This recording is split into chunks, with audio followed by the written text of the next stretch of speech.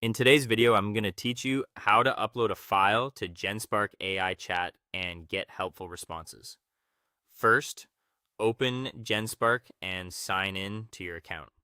If you haven't been in for a while, give the page a moment to load after logging in and make sure you're on a stable connection so your session doesn't time out while you work with files. Once you're in, head to the AI Chat module. This is where you can talk to Genspark directly, ask questions, and guide it with your documents. If you're on a smaller screen, the chat module might be tucked behind a menu, so expand any sidebars if you don't see it right away. Inside the chat interface, look for the file attachment or upload option. This is typically shown as a paperclip, an upload arrow, or a button labeled upload or attach.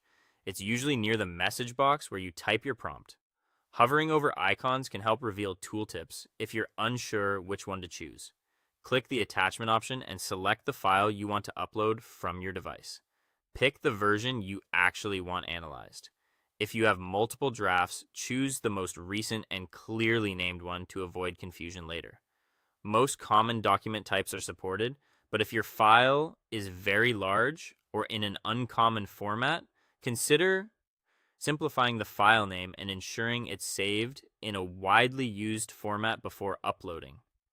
After selecting the file, wait for it to finish attaching to the chat. You'll typically see a progress bar or a small thumbnail once it's ready. Avoid clicking away or closing the tab during this step, especially for larger files, to prevent interruptions.